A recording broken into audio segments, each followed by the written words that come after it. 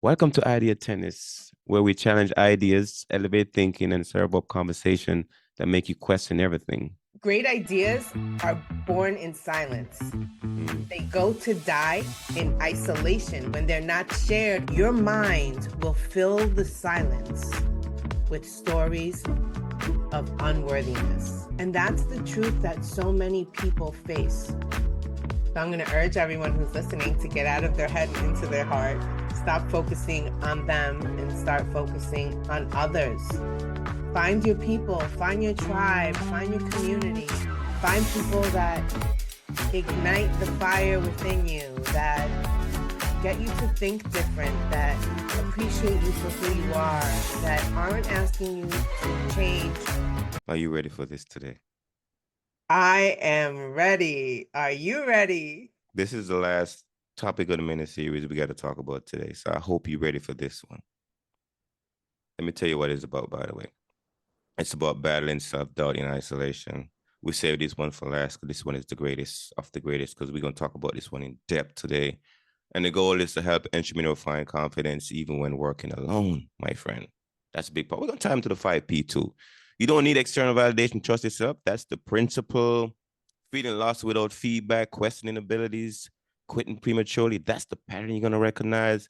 Self-trust creates unstoppable momentum. That's the promise. The moment you believe in yourself, everything shifts. That's the prediction. Build a trust bank. Trust your wins daily. That's the purpose we're going to apply today. So, Jess, battling self-doubt in isolation, we see that a lot as entrepreneur because we often start off alone and without the forces of the community, a lot of stuff show up for us. So, what are your thoughts with battling self-doubt in isolation? Talk to us. I think it's more common than we think or we realize. People, I think it's innate within them. When things become hard, challenging, and difficult, they retreat. And when you talk about isolation, that's what you're doing. You're creating this safe space because if you don't put yourself out there, there's nothing to lose. There's nothing to judge. There's nothing to criticize. But there's also no wins. And you've convinced yourself why you need to be in that isolation bubble. Perhaps you think, going back to self-sabotage, you're not enough.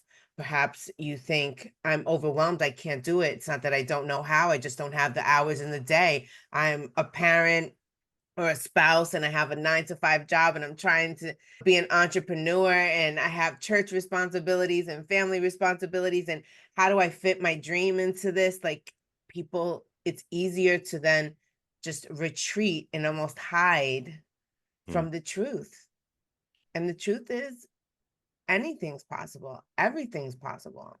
But you have to put yourself out there. I'm going to take us into treasure hunting, digging for gold, gold digging. Not like the gold digging they talk about. We talk about gold mining, gold digging. But oftentimes, when you're hunting for the treasure, when you're going for the gold, or you're mining for it, sometimes you got to do it by yourself until you're like, oh, wait a minute, there's treasure here. You got to go find people to help you dig for it now. And oftentimes some of us quit before we find the treasure. Some of us like, you know what? I know something is there and I'm going to find a family or a community to help me find it. But a lot of times when you're going after that dream, it's an isolated move because you're the one that get the vision. Not everybody gets the same vision as you. You're the one that get it. And if you don't believe it and make it real, then oftentimes you won't find that treasure. But a lot of people quit before they find the treasure. And do you know why people quit before they find the treasure? We're talking about this.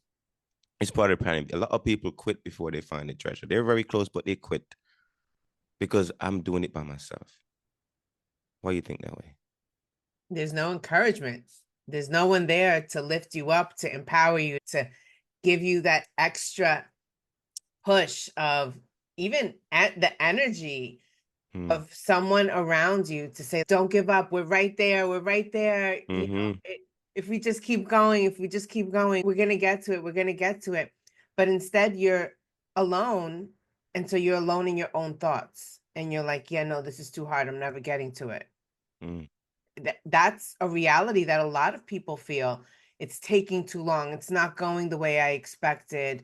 It's harder than I thought. It's more complicated, or there's so many things that are obstacles in the way preventing me from doing my best, or doing more. And so you start to listen to yourself. Yeah. Mindset is an incredible, Mm, powerful weapon. It's either bringing you life or it is slowly killing you. mm, And so you need to choose and decide. But I think for me, when I talk about mindset, the biggest asset I have to helping me grow my mindset is my community.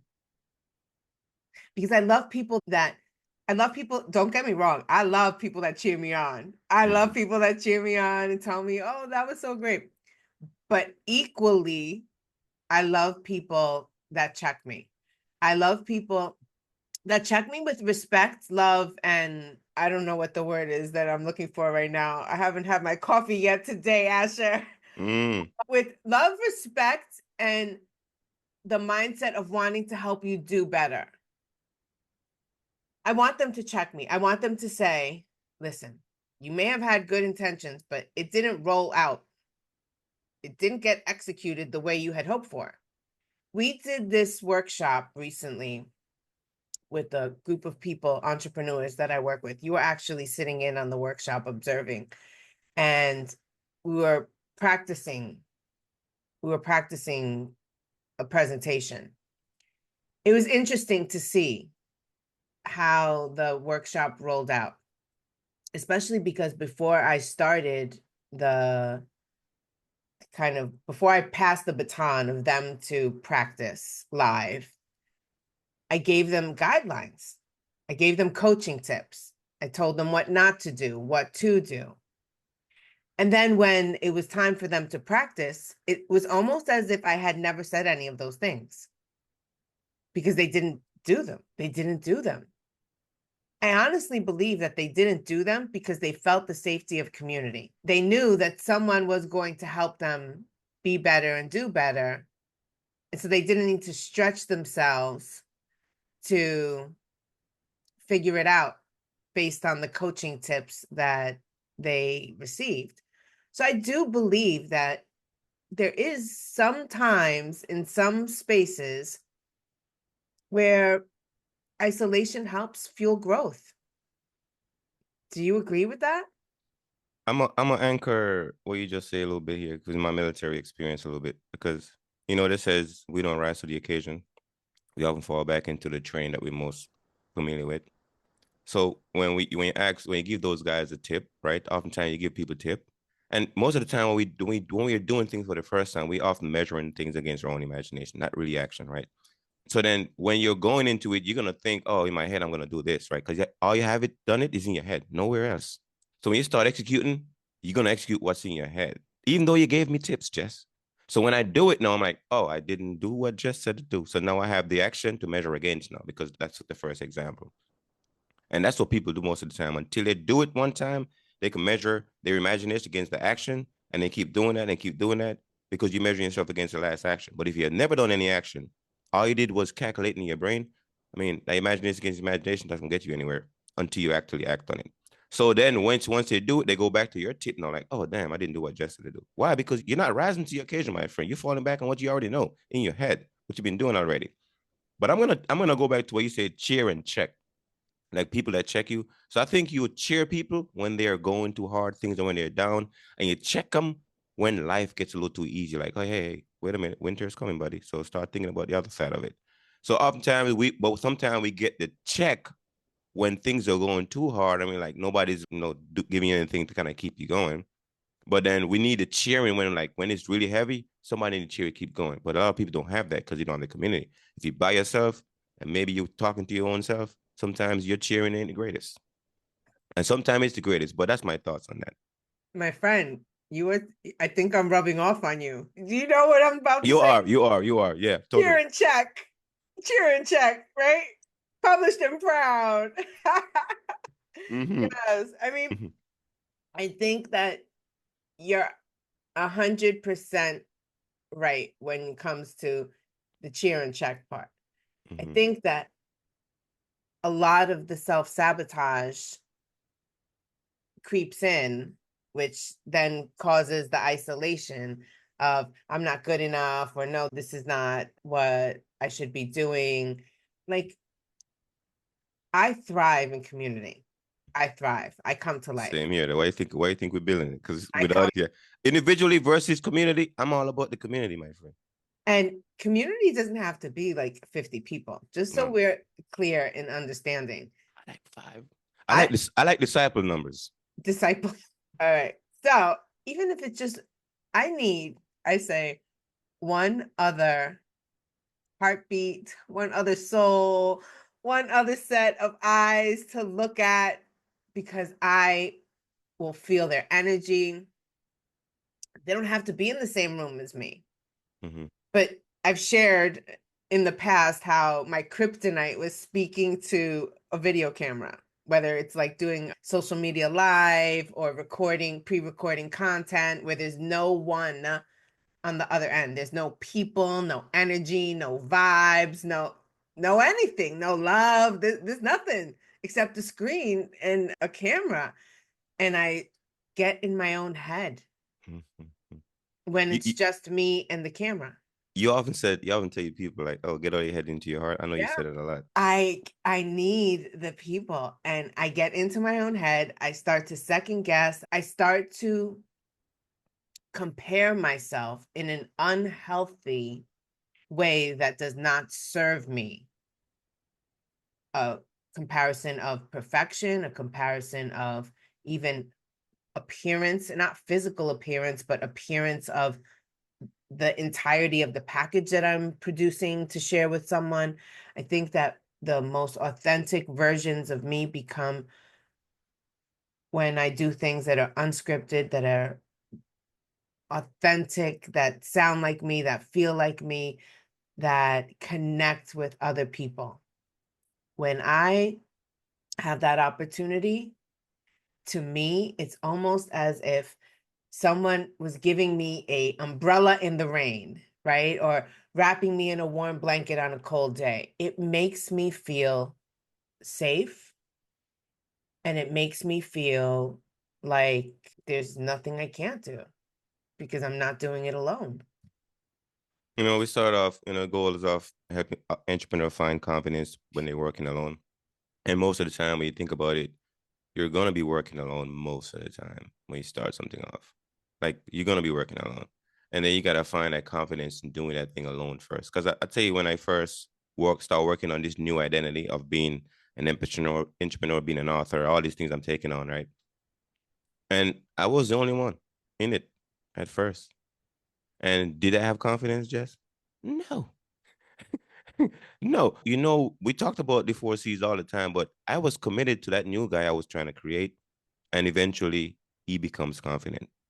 And I had to look at the version of me that I was going towards. I'm like, I'm going to practice the habits of that future guy now, right?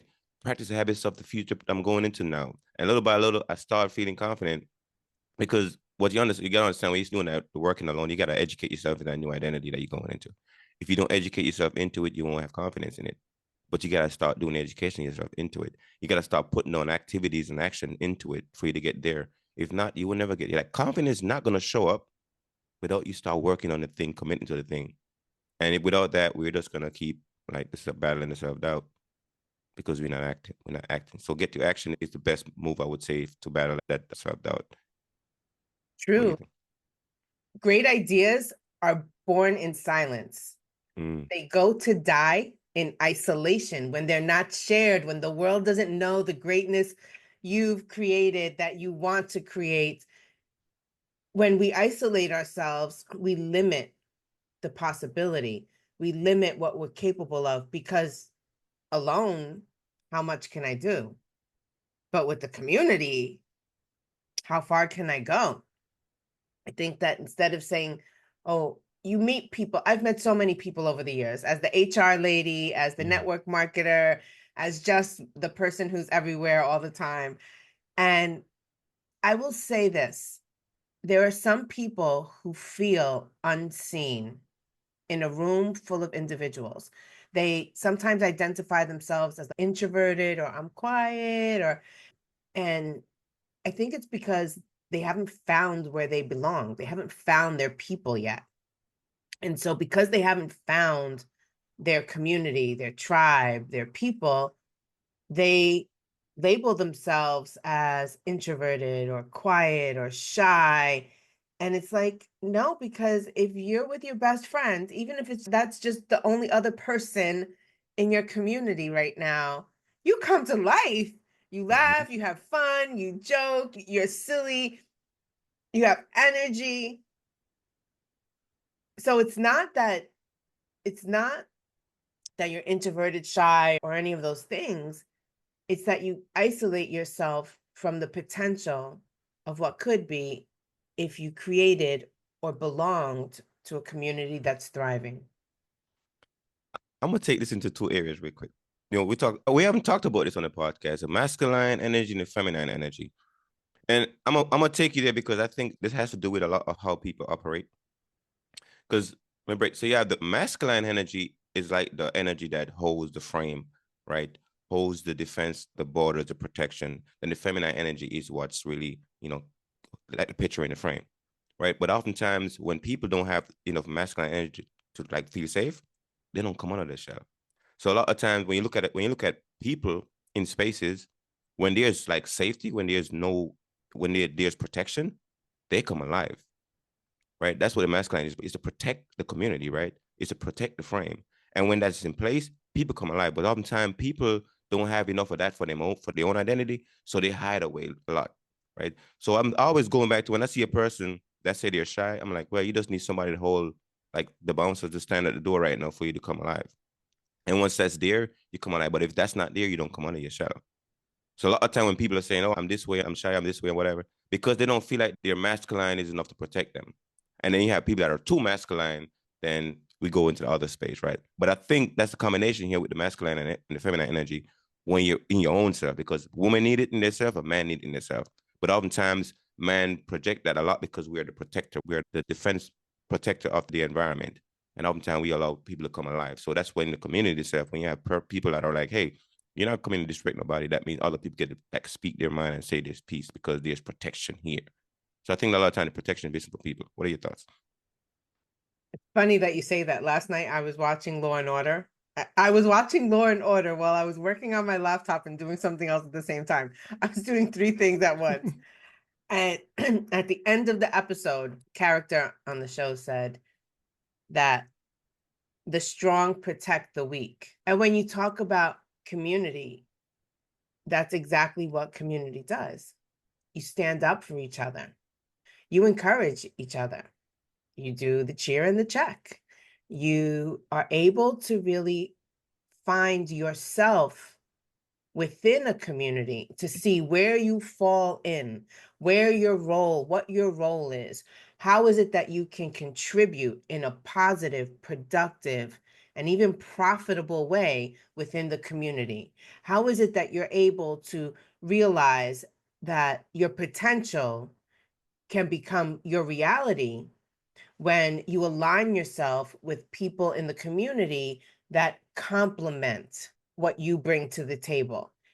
I think we lose sight of what sometimes community can do for us personally and professionally. I do believe that we lose sight of what it is that we are required to do when we are deemed the strong ones, that it is our responsibility to stand up for injustice, to stand up for people who are being disenfranchised. It is our responsibility to speak up for the people who feel that they're voiceless. It is our responsibility to encourage people to be able to realize that they're not alone and that they don't have to live in a space or place of isolation for now or even ever, because there are people waiting to be a part of their community. Mm. No, I love this part because I think the answers to isolation is falling into place where there's a community that can protect your vulnerability. Because people isolate themselves when they get rejected, like when nobody sees them, you feel like you want to go hide.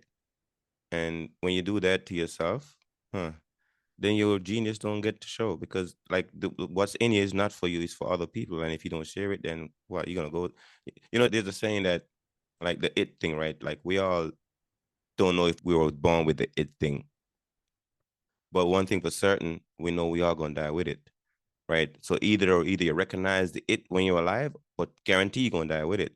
So everybody has it. We just gotta figure out where that it gonna show up at the right time. And you need a community to help you say, oh, that's that it thing you got going.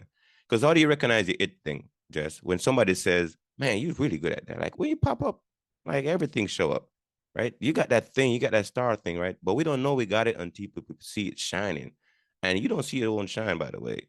I mean, this is for other people to recognize, man, you light the place up when you show up. They didn't know you got the it. And you can feel that, the it in you. But oftentimes we don't feel it because we don't have the community to say, hey, man, I see your bulb is really bright. Like it's helping me see things that I never saw. Well, let me tell you something. You talk about how people isolate when like things don't go well. Mm. I'm gonna right now drop a truth bomb right here, right now. I isolate when things go well. I don't know how. Mm. I don't know how to respond to Compliments. compliments. I don't. I almost like shy away and want to hide in the corner. Like really, no matter what the compliment is. The only compliment that I know how to respond to is when people say my hair is nice. Ooh. Oh, But we're gonna I stay right here. We're gonna not stay right here. We're know. gonna stay right here. Mm. I I usually just respond by saying thank you, I'm humbled. Like one, because I truly am humbled. I really am. I don't know. I say, I don't know. I don't know. Okay. Let's we're gonna spend some time on this one topic because I resonate with this because I'm partially I had a similar thing with me too. I'm gonna tell you the story here. I know I mean we might have shared this before, but I used to avoid when they used to give me like awards and stuff in the military. And the Mhm. reason why I avoided because I was always standing up there by myself.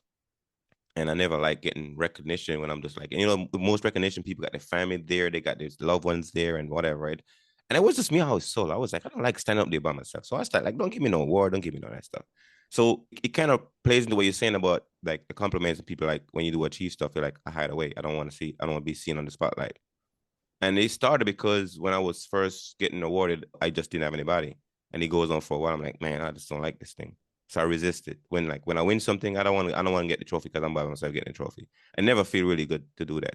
So now I'm curious about you. So when you had away from that compliment, like, do you know when it started? Where that origin for that was when you was like, nah, I don't like getting compliment because it makes me blush too much or whatever, and then I start feeling a certain kind of way, whatever. Because I noticed it around you. Did I did notice that, by the way. I did notice when somebody says, Jesse's like trying to brush it off real fast, and yeah. Yeah. I think I've always been like that on some level, Mm-hmm. partly because I've always felt like an underdog. Like Mm-hmm. I had to prove my worth. I had to prove why I belonged in a room, especially when I was building my career. I was young. I was a teen mom. I was a college dropout. I had to learn while I was on the job in a lot of situations. I had to enroll in certification programs, and I was always the youngest. And it was almost as if every single day I had to prove I was worthy to be where I was. And so for me, it just became almost like I never let that part of me go. I always feel like I have to not only show up, but show out, not show other people out. That's not what I mean. What I mean is, I have to show the best of me. I have to, one of the things I've said as kind of a life goal that whenever the day God called me to heaven, that I want to have left the world a little bit better than when I arrived in 1974. So whether it's that I'm impacting people, that I'm creating and impacting communities, that I'm creating a lasting effect and legacy through the work that I do, whether it's the legacy, the financial legacy that I leave my family, whether it's the legacy of my books and my work and my story and my life, I want to leave the world a little better. However small, I want people to, when I am not in the room, when I am gone, whether it's from this earth or gone from their presence, I want them to be able to say, my life is better because I knew Jessica. And so I don't necessarily need accolade for that. I don't need people to tell me whatever they tell me. Okay. I think if you allow me to diagnose you here, Yeah, please. sure, Asher. Sure, Dr. Asher. Sure, let's go. But I think, you say you was college dropout and all the other stuff. I think so most of us we need degrees or certification to feel like we're great.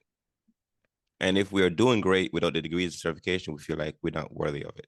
Like you say, you had to work so hard. So then when somebody says, hey, Jess, that was awesome. But you're like, wait a minute, I don't have any reference point. I don't have a degree to reference. That's the reason why I'm great. So I know that because a lot of I'm telling you, I went through a lot of some of the stuff you're talking about.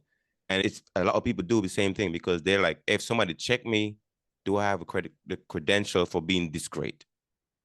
And if you don't have the credential, you feel like, oh, well, I don't need to be on the stage in front of all the other people because most of the people that are looking great are the people that have some kind of degree or certification to say, oh, I'm great. But now we're getting to a space where, no, my friend, like the degree and certification doesn't validate your greatness. But oftentimes I think that's what we needed. So when you go back to your time of being, you didn't finish the school you want to finish school, but you still had the skills and the capability to do it, you just didn't got the certification from the professor. So I'm saying, my friend, start taking those compliments. Start wallowing in your greatness because you're great. That's my diagnosis. What do you think? Thank you. I'm humbled. You're making me blush. I'm turning red. I don't know what to say. Thank you. Don't make me cry. You're welcome. I really just want to create impact, however small, on all the people that I connect with. I had a friend who has been hit hard this year. I mean, really hard with loss. And he just lost his mom last week. And 2 months before that, he lost his dad. And 3 months before that, he lost his brother. So now he has no more living siblings. Now he's lost his mom. And I feel like I want to help people feel better, do better. I want to be almost like the Olivia Pope, the fixer, right? And so I was like, whatever you need, whatever I could do for you. And I know on your list of people that you have in your life, I'm on the bottom tier. But if you need anything, if you need prayer, if you want my dad to go and pray with the family or do a service, just let me know. And he immediately responded, yes, please. Yes, please. And when he said yes, please, I like jumped on it. I called my dad, because I feel like, especially in a time of difficulty and need, when someone extends their hands, it doesn't matter where in the hierarchy of importance the person is in your life. At that moment, that person becomes the most important person. Why? Because they're reaching out to you. They're extending themselves in hopes of being able to, whether it's ease the burden, make you feel better, to cheer you on, whatever it is that you need at that moment. That's the person that's in front of you. But that requires community and not isolation. He didn't have to respond to my message. He could have read it and that was it.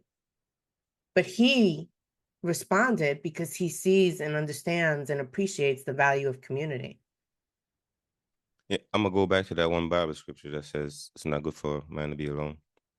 That was like one of my things I keep reminding myself all the time. And I'm like, oh, it's to be a single guy. Yeah. The man said it. It's not just in a relationship, but it's all about the community itself. Because when you're alone, my friend, your thoughts, your mental narrative, that stuff will eat your life. Because I've went through it. I'm telling you. Like when you're by yourself, no sounding board, like that thing in your head will get you crazy, my friend. So I understand that. Even though I used to always be a very positive person, I understand that when you lose something, my friend, either you're somebody physically or some kind of identity, whatever it is, that morning piece, like it takes you to some places you don't want to go. And if you ain't got nobody to speak to sound off with, you would drive yourself crazy. So shout out to the guy and condolences to the guy as well, for recognizing that you need community in spaces. Don't have to be family, blood family, but you need people to bounce that energy off of the spark. Because sometimes what happens is, your fire is like, is dying out. And maybe you don't have enough spark to spark yourself back, right? And you need somebody else to spark you to get your fire side, blazing again. And without other people, sometimes that's what happens. As we need people, because sometimes like I'm too cold right now to kind of warm myself up. I need somebody else to show up and spark the warmth. And then after that, oh yeah, I'm ready again. My fire is burning again.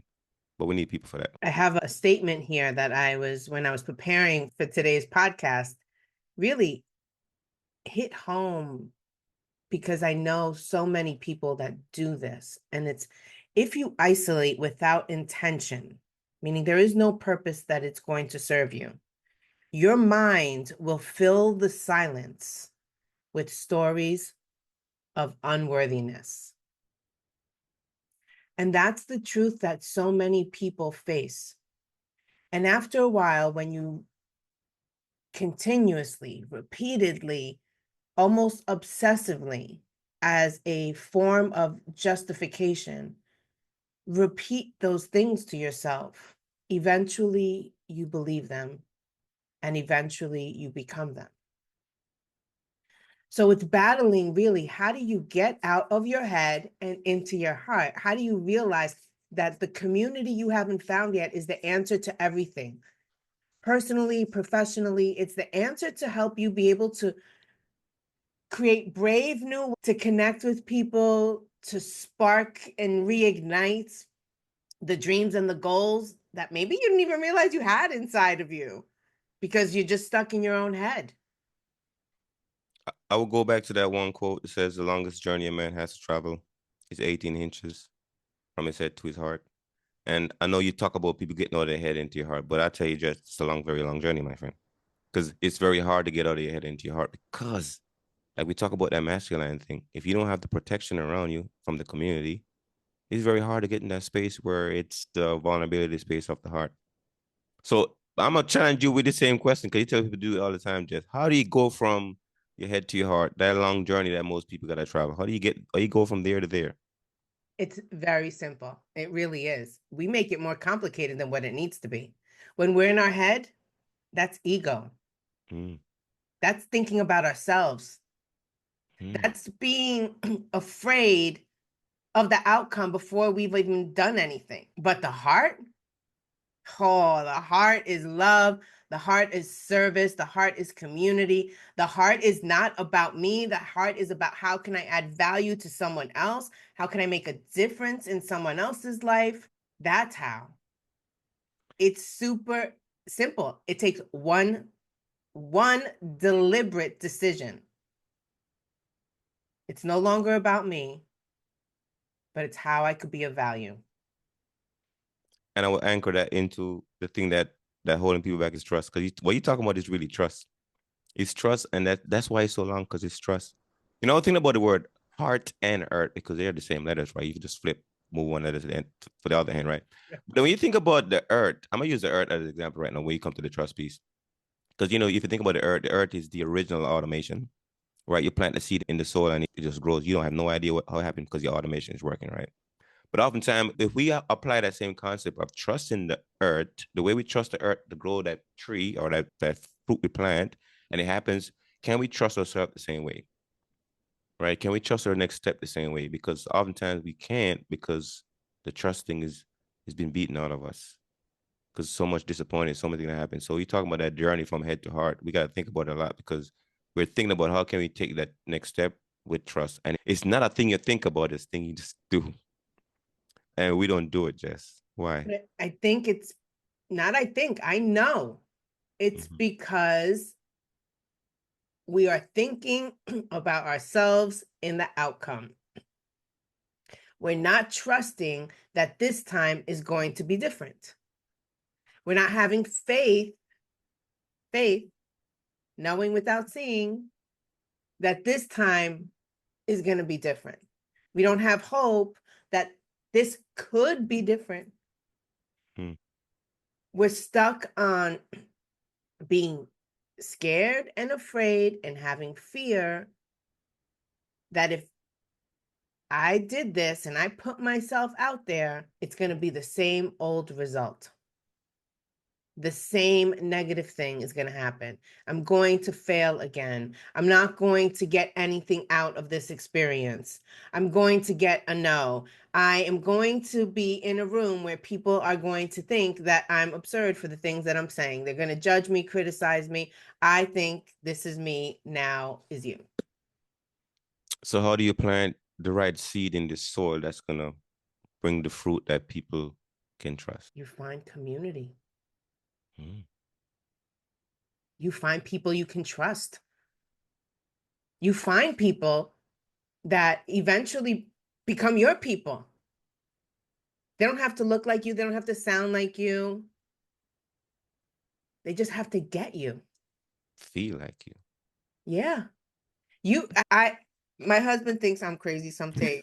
And I tell him, nope, that's bad energy, bad vibes. I don't want to be here. I want to leave. Or somebody walks in a room, I'm in a meeting or whatever, and somebody walks in the room and I just feel my energy is like drained from the moment that person walks into the room. Those are not my people. I don't even want to be in the same room with those people. And if I can, if there's an opportunity for me to duck out the door and be gone, I'm out of there. I am not letting them suck my energy out of me, and I'm not going to absorb theirs. Those are not my people. Mm. And the people that are my people, also going back to the whole compliment part, my people don't have to agree with everything I say. My people don't have to compliment and tell me how great I am. There are some people, and I hope they don't watch this podcast, that want to be my people, but I don't want them to be my people because the energy and the vibe they give off is not something that feels good or right to me. And it's almost as if they're working from a place of isolation and desperation. Mm. And they feel that if they compliment me enough, that I'm eventually going to be, I guess, enamored by the compliments and welcome them in. But you can tell underneath that compliment is there's no truth. There's no real. Yeah. It's a facade. It's fake. No, I get it.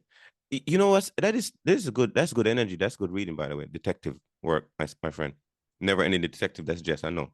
Yes, but it's good where you can pick up that person's energy behind their words and realize that, yeah, man, you were nasty, but then you're trying to compliment your way out of it. But we know you just not really mean that. Yeah, I get it. Mm-hmm. All right, Mm-hmm. Asher. Yeah, isolation, battling self-doubt and isolation. That's where we started at, and I think we're here where people can kind of look at themselves and realize that the battle is not for you to fight yourself. The battle is for you to fight off what is not you. What are your big takeaway from this conversation? So I'm going to urge everyone who's listening to get out of their head and into their heart. Stop focusing on them and start focusing on others. Find your people, find your tribe, find your community, find people that ignite the fire within you, that get you to think different, that appreciate you for who you are, that aren't asking you to change only to change in the sense of doing better, to be better, not to change the essence of who you are. That when you're in isolation, it doesn't serve anyone, especially you. There's so many people that are looking for community and don't know where to find it. I'm going to invite you to our community. We have Idea Tennis here. And whether you are watching on YouTube or streaming from a podcast platform, leave your comments. Send us messages, whether it's privately or in the comments. We read every single one of them. We will reach out. If you're trying to figure out your way in the world and trying to figure out where do I belong and how do I matter, our Memoirs to Millions community may be the thing that helps you figure it out. So in the show notes, you'll find more information about how you could become a part of the Memoirs to Millions community and find a place where you belong. Hmm. You know, we mentioned the trust bank earlier, like making deposit into the trust bank. That takes a lot of work. But I'm gonna tell you a story before we close. So when I was in station a while, yeah, I had an opportunity to do a 1 year assignment in Cuba, Guantanamo Bay, right? So I was there. It was really good assignment, by the way, one of my best ones, because I had a lot of time to myself. by myself. The thoughts I have when I'm by myself, that the thoughts are great too. But I had a lady that was working in the office with me. We're friends now, but we didn't start it off that way. Because my before I left Hawaii, my supervisor or my senior, we didn't get along so well. Like we had that battle going on. Some really bad. I could have done better as a subordinate leader, but I didn't. So I was like, this is the last time I'm gonna let somebody piss me off and get me mad, right? So I went to this assignment in Cuba, and I was there, and man, my coworker in the office, she was very nasty, like just says a lot of mean stuff. But at the time, I was challenging myself to make sure that I'm gonna speak with respect, no matter what anybody said to me. Make sure deep down, I am making that deposit into trust bank. So I know I had to build some trust with that lady because when I discovered that she was having a lot of other issues that was showing up. It wasn't just me. It wasn't about me really, but she was taking it out on me. Feel like she could take it out on me. And I could have snapped back like I used to do my last assignment, but I was like, no, this time actually gonna be a different role. But little by little, like I listen, I don't say anything nasty, I just respect and I speak back like I wanted to speak that day. And little by little, we built a really great relationship. She was like, Asher, I'm so sorry I was so nasty at the beginning because but Jess, even though my coworker was like, Asher, if anybody talk to me like that, it's gonna be crazy. My heart hell gonna break loose. But I'm like, no, that was the last Asher. But the new Asher is gonna really respect people and treat them well. And little by little, I make deposit in that trust bank. And little by little, that person shift the energy. And they give me everything after that. Because I stayed true to Asher long enough to see whether or not I can become that person that doesn't snap back when people talk nasty, but I showed them respect. And after a while, we became the greatest of friends. So I say sometimes, my friend, you gotta make that deposit, you gotta make that trust move first, regardless of what life is throwing at you. Because at the end of the day, you gotta be you, Yes. right? You gotta show up as you. So with that, my friend, I don't know if you had any last thoughts on that one, Jess, but I want to share that with the audience. We appreciate you watching this podcast. And by the way, go subscribe to the channel, my friend. Let us get that number growing and let us know how you feel, how you think, and what is your greatest takeaway from listening to us every week on the Idea Tennis podcast. And with that, folks, make it an utterly fantastic week.